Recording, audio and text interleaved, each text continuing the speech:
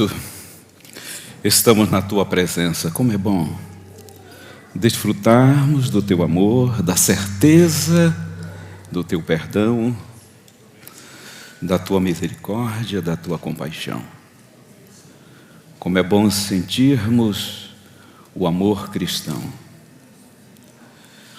Como é bom sentirmos o Teu Espírito Santo iluminando nossa mente para compreendermos um pouco da profundidade de tão grande amor na pessoa de Cristo. Tudo para a glória do Teu santo nome. Que o Senhor abençoe a exposição da Tua palavra agora. Amém. Bom dia. Cumprimento você que está acompanhando aí pela internet. Onde você estiver, sinta-se como se estivesse aqui conosco. Irmã Estela, sempre bom vê-la. Que Deus a abençoe. Querida Estela, que Deus a abençoe sempre. Quero cumprimentar os que vieram de outras congregações, e faço isso na pessoa da Ivonete, que é de Rude Ramos. E você que está trazendo aí o carinho da sua presença, né? Que está assim, se simpatizando com Jesus Cristo e a sua palavra. E para vocês eu quero cumprimentar na pessoa da Ana Paula, que veio ali com a Ivonete. Ana Paula, obrigado. Podem sentar. Ana Paula, através da Novo Tempo, procurou ali a igreja de Rude Ramos e está firme ali, ó. Já tem cara de crente, olha a cara dela aí, ó. Uma simpatia, uma firmeza, uma determinação. Deus te abençoe. Que Deus te proteja. Hebreus capítulo 1. Vamos ler esses versos 5 e 6. Pois a qual dos anjos disse jamais: Tu és meu filho, hoje te gerei? E tenho não oculta nenhum anjo, o Senhor disse: Tu és meu filho, hoje eu te gerei. E outra vez: Eu lhe serei por pai, e ele me será por filho. Ao qual dos anjos o Senhor Deus disse: A nenhum anjo.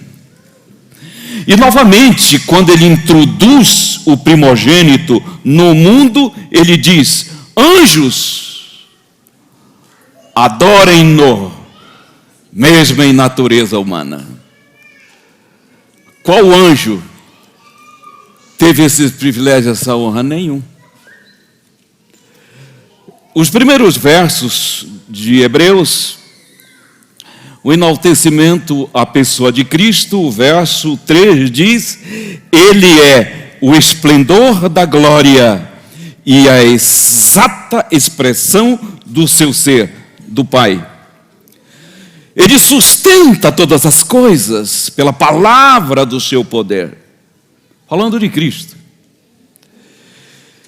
Depois de ter sido purificado dos pecados, feito a purificação dos pecados, melhor, assentou-se à direita ou à destra do Todo-Poderoso. Eu gosto de um pensamento belíssimo que, falando de Cristo, diz assim: as mesmas mãos que foram pregadas na cruz é a que sustenta o universo.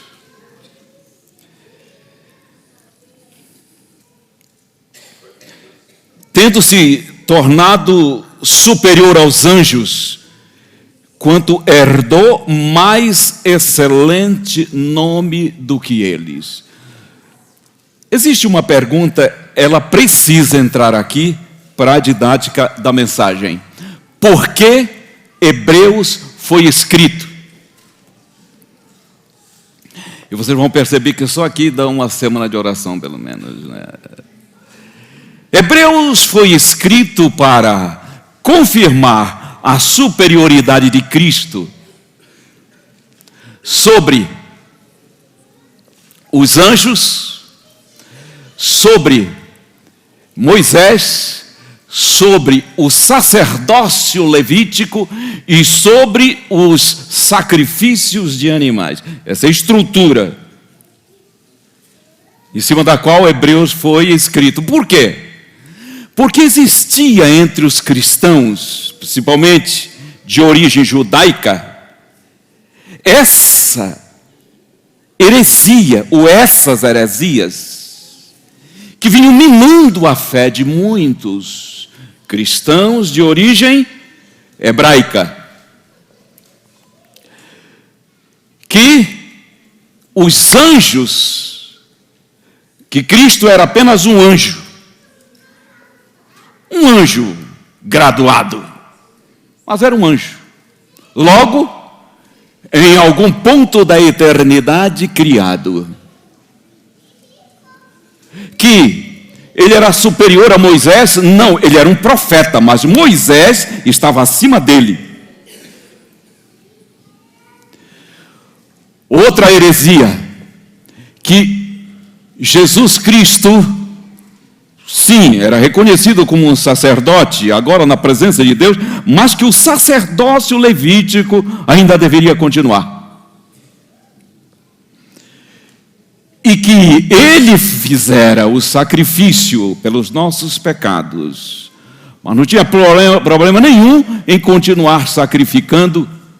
E então o autor de Hebreus disse: não, Jesus é superior a isso tudo.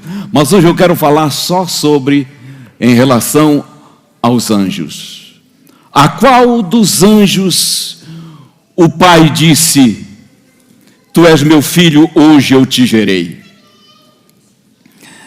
Essa expressão tem levado muitas pessoas a uma compreensão errada do gerar, concluindo então que Jesus Cristo existiu sempre. Não, em algum ponto da eternidade ele foi gerado, ou dizem uns, ele emanou do Pai.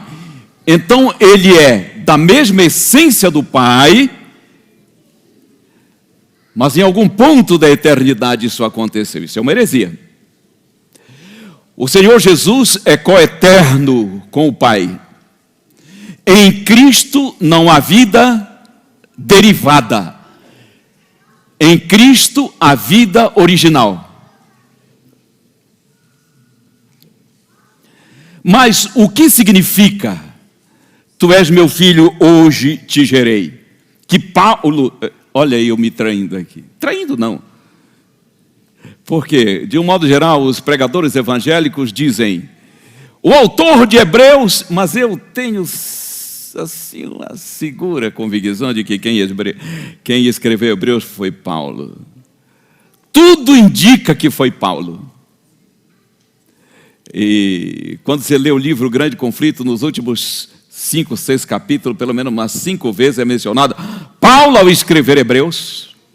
Bem, mas de onde ele tirou essa expressão, tu és meu filho, hoje eu te gerei? Do Salmo 2. Quer dar uma olhada lá? O Salmo 2 foi um salmo escrito com que propósito? Com o propósito de ser lido na posse do rei de Israel. Quando o rei de Israel era empossado, era lido a ele o reinado do ungido de Deus. Então esse Salmo 12 é um salmo messiânico. Paulo entendeu isso com aquela mente brilhante, iluminada pelo Espírito Santo. Ele vai falando aqui do rei de Israel. Verso 7 diz, proclamarei o decreto do Senhor. Ele me disse, tu és meu filho, hoje te gerei. Isso era lido no dia da posse de um rei em Israel. O Salmo 12 era lido, fazia parte da cerimônia. E o ponto alto era, Deus está dizendo que Ele está gerando você rei de Israel. Então, Quando Paulo aplica a Cristo, tu és meu filho, hoje eu te gerei, ele está falando da realeza de Jesus, da deidade de Jesus. Daí, Hebreus dizer, a qual dos anjos disse jamais, tu és meu filho, hoje eu te gerei? A nenhum. Nem o anjo, nem Gabriel, merece a aplicação dos Salmos 2 a ele. Só Jesus Cristo. Ok? Então, a passagem que nós lemos em Hebreus ainda diz que quando ele introduz o primogênito no mundo, ele diz que todos os anjos o adorem. Essa é outra questão, a questão do primogênito. Nós temos, na cultura hebraica, especialmente, esses dois sentidos, o significado para primogênito. Colossenses 1,15 diz que ele é o primogênito da criação. Assim, para nós compreendermos bem isso, temos que entender que tinha dois sentidos de primogenitura em Israel. O sentido cronológico, o primeiro que nasce. Primeiro, gênus, gerado. Assim, e por status, o mais destacado da família. Assim nós temos o Senhor dizendo, Israel é o meu primogênito, falando de Jacó. Mas quem era o primogênito? Por cronologia era Esaú. Por que o Senhor chama Jacó de o meu primogênito? Exatamente por ser ele, com todas as tuas debilidades, com mais sensibilidade espiritual. Então o Senhor diz, Israel é o meu primogênito. Efraim, o Senhor Deus diz, Efraim é o meu primogênito. Mas quem era o primogênito de José? Era Manassés. Mas Efraim, um menino que foi construindo, com a graça de Deus, uma linha espiritual melhor que a do irmão. Efraim é o meu primogênito. E Davi? Era o caçula de Jessé. No entanto, o Senhor Deus diz que ele era o seu primogênito. Davi é o meu primogênito. Status. Assim, quando a palavra de Deus diz, quando introduz o primogênito no mundo, falando de Jesus, é status. Não tem nada a ver com cronologia, o primeiro a ser criado. Assim como o Senhor Jesus, aparecendo como o primogênito da criação de Deus, diz que ele é o autor da criação. Ele é quem executou a criação. É quem do nada trouxe à existência os mundos. O verso 16 de Colossenses, verso 1, 16 de Colossenses diz, tudo foi feito por ele.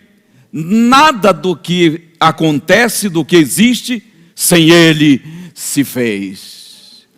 Anjo não, ele sim. Não está essa moda agora? Ele sim.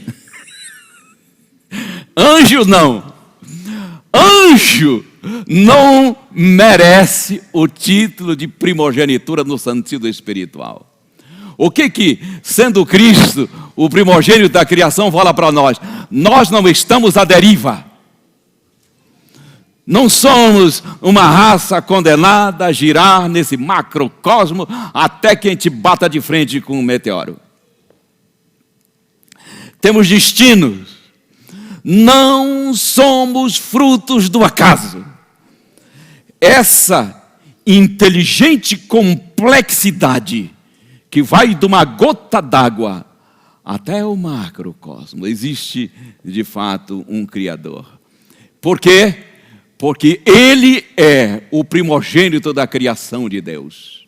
Apocalipse 1:5, Colossenses 1,18, aplica também a primogenitura de Cristo aos mortos.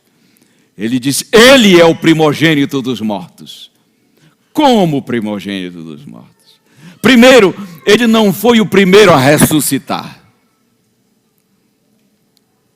Ele é o primogênito dos mortos porque a sua ressurreição define as outras ressurreições. Com o primogênito dos mortos, ele ressurge para nunca mais passar pela morte e garantir-nos a certeza da vida eterna. Como primogênito dos mortos, o Senhor Jesus Cristo diz para nós, não temam o pior que pode acontecer. Ei, quando Paulo, escrevendo aos Tessalonicenses, falou sobre a morte, ele dividiu a humanidade em dois grupos. Aqueles que se entristecem sem esperança diante de um ente querido falecido. E aqueles que se entristecem, mas na segura esperança da volta de Jesus, que é o nosso caso.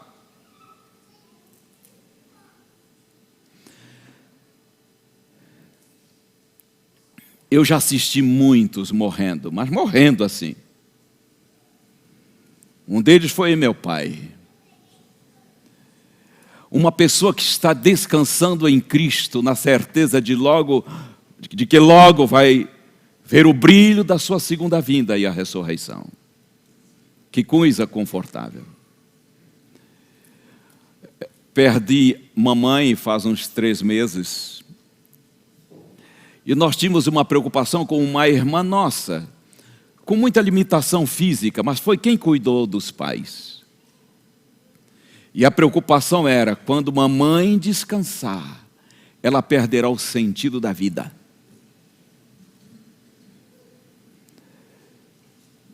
E aí eu telefonei e disse, como é que está, mana, por aí? Ela falou, olha, está uma paz, uma serenidade, um bom testemunho daquilo que a gente crê. O funeral da mamãe foi na calçada de casa, com aquela turma da rua toda ali, assistindo a exposição da palavra de Deus relacionada com a ressurreição.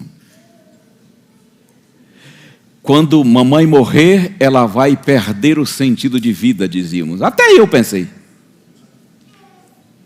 O sentido de vida de minha irmã é Jesus, suas promessas. Sabe o que ela dizia? Todos os meus irmãos, missão cumprida. Ela vai descansar, ela disse, nenhuma gota de lágrima sequer. Ei, primogênito dos mortos, porque da sua ressurreição depende a nossa. A gente olha aqui, já não temos mais irmãos que descansam no Senhor, mas vão ressuscitar quando Jesus voltar em glória e majestade.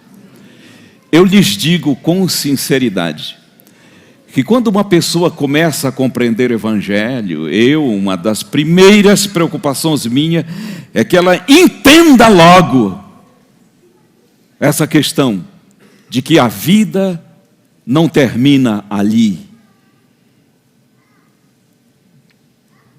Que virá o glorioso dia da volta de Jesus e o primogênito daqueles que descansam chamará todos a vida. Olha que pensamento lindo.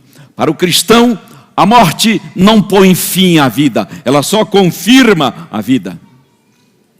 Por causa do primogênito dos mortos. Diz que quando ele ressurge, ele diz, eu sou a ressurreição e a vida. As primeiras palavras de Jesus ao ressuscitar. Muito bem.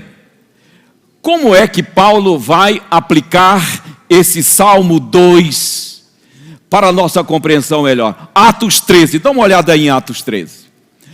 Paulo vai aplicar esse gerar na ressurreição de Cristo. Ele diz que Jesus Cristo é gerado rei, empossado rei, no momento em que ele ressurge. Por quê? Porque era preciso que ele ressuscitasse para confirmar que de fato ele tinha vencido o mal. Acredite que na ilusão do diabo ainda existia essa infernal esperança de que Jesus não ressuscitasse. Mas naquela madrugada de domingo, quando Gabriel vem, o poderoso anjo Gabriel, como um raio, e diz: Filho de Deus, ressurge, teu pai te chama. O demônio saiu correndo, anjos caíram, os soldados romanos desmaiaram, e ele sai da tumba como o primogênito dos mortos. Paulo entendeu isso.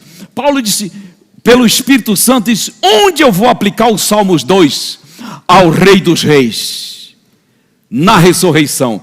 Por isso, ele diz que o Senhor Jesus Cristo ressurge dos mortos e assume o comando do universo. Verso 30, mas Deus o ressuscitou dentre os mortos e foi visto por muitos dias pelos que com ele subiram da Galileia para Jerusalém. 32, nós vos anunciamos o Evangelho, a boa nova da promessa feita a nossos pais, como Deus a cumpriu plenamente a nós, seus filhos, ressuscitando a Jesus, como também está escrito no Salmo 2, tu és meu filho, hoje eu te gerei. Que celebração para o universo! Jesus está ressuscitando e o céu está festejando, porque ele reassume o comando do universo, e o comando da igreja, e o comando da sua vida. Onde que Jesus é gerado rei? No universo, neste planeta, e no seu e no meu coração. A qual dos anjos disse jamais: tu és meu filho, hoje eu te gerei? A nenhum. Anjo é um cooperador nosso, é um assistente divinal, mas não se assenta no nosso coração para nos conduzir no seu santo caminho. Jesus Cristo é que se assenta. Olha o verso 38, diz assim: tomai, pois, irmãos, conhecimento de que vos anuncia a remissão dos pecados por intermédio deste, de Jesus. A quitação dos nossos pecados aconteceu na cruz, mas o carimbo dessa quitação foi na ressurreição. A ressurreição de Cristo significa para nós a comprovação de que de fato a fatura foi rasgada e jogada no lixo. A justificação, ela entroniza Jesus no nosso coração, entronizou. O que é a justificação?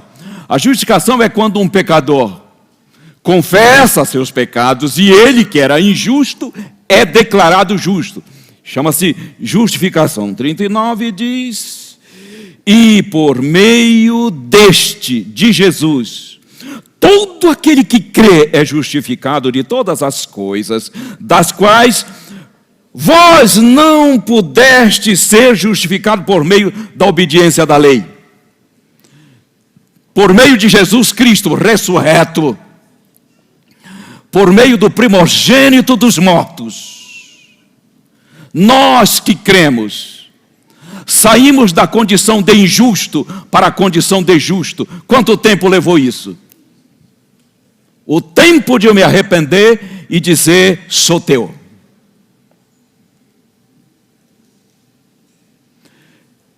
Foi por isso que quando Paulo viu Jesus na estrada de Damasco, e ele pergunta: quem és tu?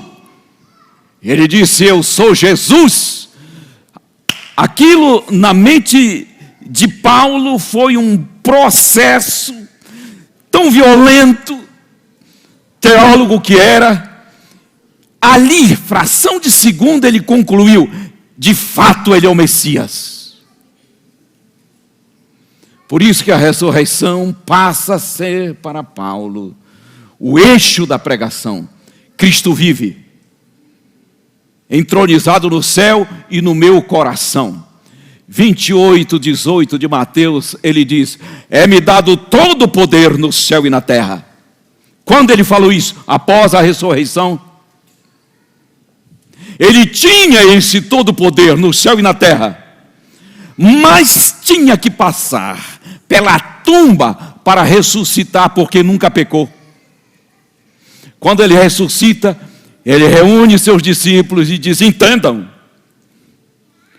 é-me dado de novo, reconquisto, reassumo todo o poder no céu e na terra.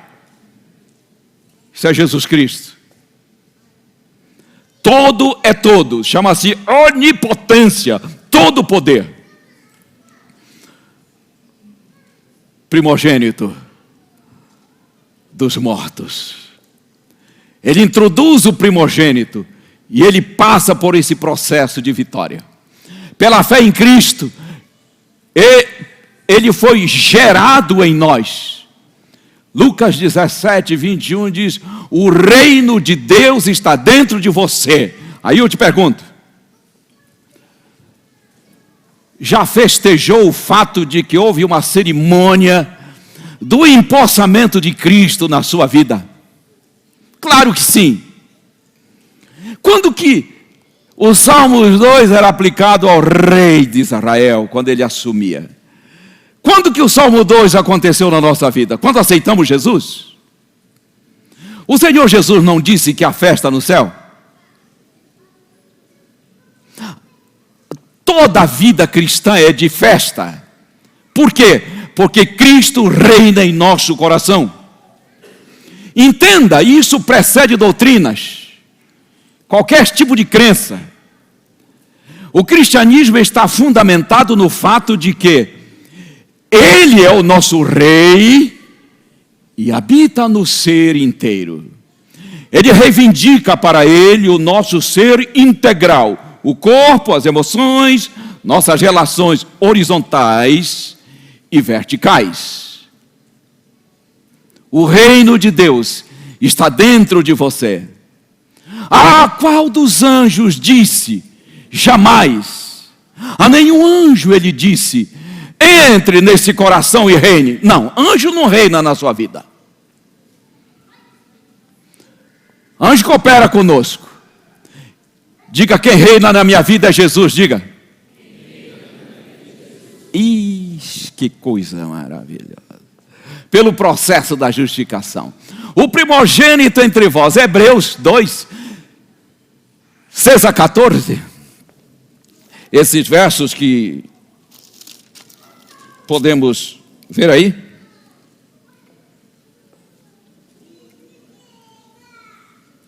Na verdade, é o capítulo 1, 6-14. O verso 6 diz que anjos adoram a Jesus. Os anjos deveriam ficar muito tristes vendo essa heresia de que Jesus era como eles. Porque se tem uma coisa que o anjo tem prazer é de cultuar Jesus Cristo, o Rei dos Reis, o seu Deus. O verso 7 diz que eles são o quê? Ministros de Deus. Ei, uma pergunta. Vocês acham que nós estamos bem com essa equipe de ministros? Não? É uma bela equipe de ministros, não é? Diga assim não. Cada um mais poderoso que o outro. Um anjo só põe debandada toda a hoste do mal. Ministro de Deus. Ele foi gerado rei na nossa vida, na nossa casa, e tem ministros poderosos. Essa semana, passando ali pelo ano bíblico, nós estávamos falando que quando o Jacó olhou e viu um exército de anjos acompanhando a comitiva dele, ele disse: isso é um Manaim. Um grupo de anjos em torno da família. Diga eu quero, diga eu quero. Que na minha família seja um Manaim. Quando você for pegar a estrada, diga: Deus meu carro tem que ser um Manaim. Quando eu vou pegar um voo, eu falei, aqui é que tem que ser Manaim mesmo, porque não... E eles vão voando. Pega você uma estrada. E eles vão ali do lado. Você vai dormir e diz, Senhor, agora eu vou dormir. Mas a minha casa é um Manaim. Eles são o Espírito ministrador. O verso 8 diz, Jesus é Deus no comando do universo. Anjos são ministros. Jesus é o Rei. Verso 9 diz, Jesus veio, venceu o mal, por isso reconquista o direito de ser Rei. Foi arriscado. Foi arriscado.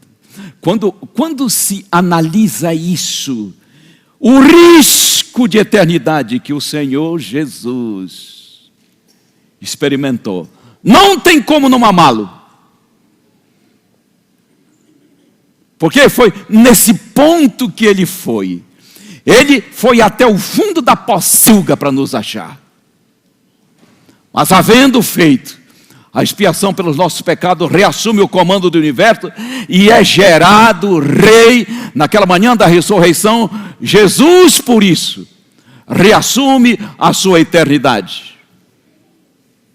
Jesus está entronizado no céu e na sua vida. Isso é cristianismo. Não tem espaço para deísmo, um Deus longe. Não tem espaço para panteísmo, uma mera influência. Não tem espaço para ateísmo, ele não existe. Só tem espaço para ateísmo. Ele existe, atua e reina na minha vida. Cada célula, todos os genes, todo o sangue, todo o nervo, todo o tendão, todo o esqueleto, o pensamento, a conduta. Cristianismo é Cristo tendo assumido o comando da vida. A tragédia do cristianismo é achar que cristianismo é regido por doutrinas apenas.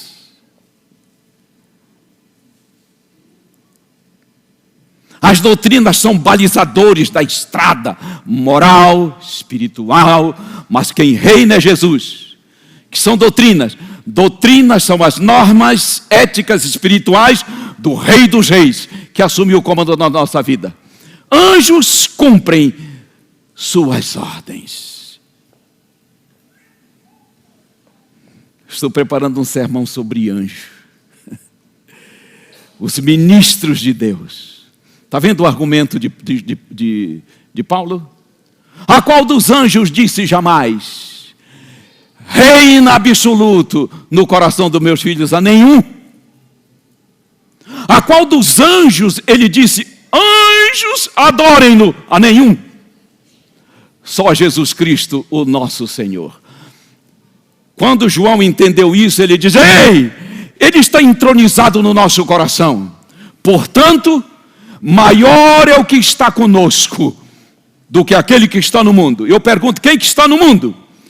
Toda a hoste maligna que caiu do céu, Lúcifer e seus anjos. Eles estão no mundo. Mas quem é que está dentro de nós, no nosso coração? Jesus. Eu vou perguntar e vocês vão responder lendo o que está em azul. O que isso gera em nós? Segurança, convicção, direção, rumo, certeza, destino. Maior é o que está em nós do que aquele que está no mundo. É por isso que você nega o mal. Porque existe o Todo-Poderoso sentado no coração e no trono da vida. Olha que coisa maravilhosa. Outro pensamento. Ele é o primogênito em nós. Gálatas 2:20 diz, vivo não mais eu, Cristo vive em mim. Seria isso despersonalizar? Seria isso robotizar? Não. Seria isso usar a vontade e o querer. Cristo vive em mim porque eu permito.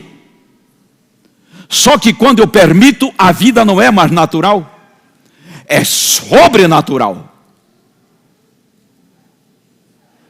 Para mim o viver é Cristo, Filipenses 1:21. Isso é cristianismo, entendamos isso sempre. Para mim o viver é Cristo. Quer dizer, uma pessoa, mais que isso, é Deus. Olha aí, aqui nós vamos ter o poder da sua criação. Quando você pega Romanos 1:16, ali diz assim, ó: eu não me envergonho do Evangelho. Por quê? É o poder de Deus. Esse poder de Deus é muito mais do que uma experiência metafísica. É muito mais do que uma influência. O Evangelho como poder de Deus aponta para uma pessoa. Diga, Jesus é o poder, diga. Eu não me envergonho do Evangelho, por quê? Porque Evangelho para mim é a revelação, é o empossamento do meu Deus, do grande eu sou, Jesus Cristo. E agora o verso 20. O verso 20 diz assim: toda a criação, o macrocosmos, até o micro, nós podemos ter uma noção de como isso veio à tona. Então, Paulo diz assim: eu vejo o poder de Deus presente, revelado, manifesto na natureza. Ok. O poder de Deus numa haste que vem. No nosso jardim, o jardineiro colocou uma peça de um pano rígido, jogou umas pedras ali. Difícil romper aquilo. Pois eu vi essa semana hastes de graminhas passando por aquilo, peitando as pedras. E veio. É uma simples ilustração do que é o poder de Deus contido numa semente. Agora olha aqui, deixa eu olhar para a sua cara. Quer ter uma noção do poder de Deus? Olhe para a natureza. Quer ter uma noção maior do poder de Deus? Eu olho para o seu rosto, saber de onde você saiu, das trevas que você saiu, de um servo do demônio, Anísio, para ser um servo de Deus. Quer ver o poder de Deus? Olha para esse marido, para essa esposa, que com todas as dificuldades da humanidade, é a pessoa que Deus colocou na sua vida. Olha para o seu filho. O poder de Deus se manifesta na natureza, mas de modo especial num coração que rendeu-se a Ele. Por quê? Porque Ele foi gerado. Ele é o primogênito. Aquele que veio com o status de Deus para nos tirar das trevas. Olha aí. Agora, vida por sua ressurreição. Só foi possível por causa dela. 2 Coríntios 5,15 diz: Ele ressuscitou para que aqueles que vivem não vivam mais para si, mas para aquele que os tirou das trevas. Jesus ressuscitou e conquistou o direito de habitar nosso coração. Em Filipenses 3,10, o apóstolo Paulo diz: eu vivo experimentando o poder da ressurreição de Cristo. O que é isso? O mesmo poder que trouxe Cristo da tumba é o que rege a nossa vida e conduta. Como Salvador, Ele pagou o preço. Como Senhor, Ele tem o direito. E como Rei, Ele é soberano. Agora, deixa eu pegar isso aqui em dois focos. Um foco como proposta, como possibilidade. Um foco como a bênção da salvação à disposição, mas não dentro da vida. Ele é o Salvador que pagou o preço, e daí? O pecador pode dizer, só que eu não quero. Ele pode sentar-se em algum ponto da vida e dizer, não quero. Ele pagou o preço, mas eu prefiro viver endividado. Como o Senhor, Ele tem direito, claro, Ele comprou. O ímpio pertence a Jesus, o pior dos bandidos pertence a Jesus, porque Ele comprou. Quem compra tem direito. Mas, enquanto a pessoa não se rende a Jesus, ela pertence a Ele por direito. Apenas. Porque a humanidade é uma possessão do Senhor. Mas Ele respeita o livre-arbítrio. Não é um objeto. São seres pensantes. Como Rei, Ele é soberano. Mas se a pessoa der de ombro e dizer, eu não quero que Ele reine na minha vida. Já ouviu alguém dizendo assim, quem manda na minha vida sou eu? Já ouviu? Aqui quem manda sou eu. Esse é um foco que eu espero que ninguém que esteja aqui hoje de manhã esteja vivendo. Quer dizer, alheio a toda a providência de redenção. Dando de ombro para o Salvador, para o Senhor e para o Rei da vida. Nós que temos aceitado a Jesus, Ele não é apenas um Salvador com proposta de salvação. Ele é o Salvador acolhido. Diga, eu acolhi Jesus no meu coração, diga. Ele não é apenas o Senhor que tem direito, Ele é o Senhor de fato. Olha aqui, você sabe que, como Cristo comprou a humanidade inteira pertence a Ele por direito. Mas só o justo, só aquele que entregou a vida, pertence a Ele de fato.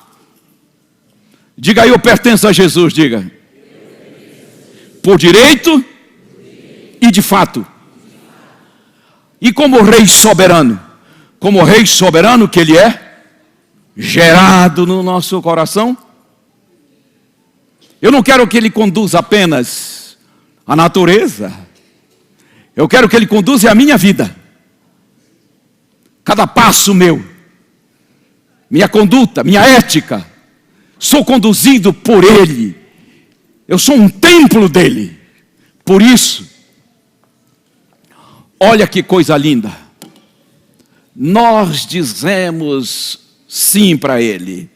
E Ele colocou positivo.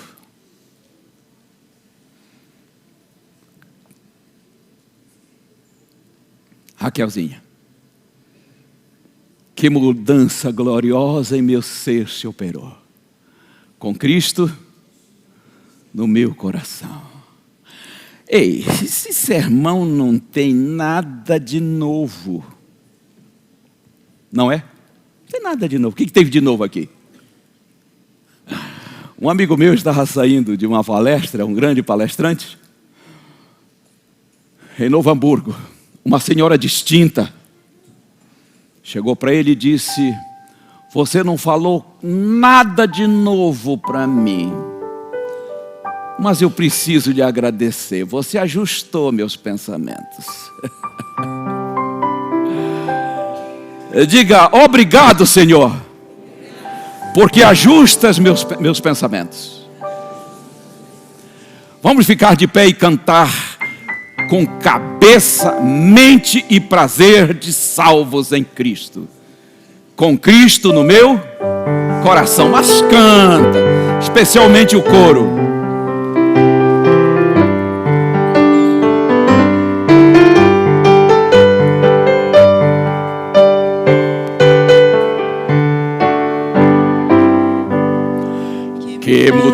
força gloriosa em mim se operou, com Cristo no meu coração. Minha alma consolo que muito buscou, com Cristo no meu coração. Com Cristo no meu coração. Com Cristo no meu coração.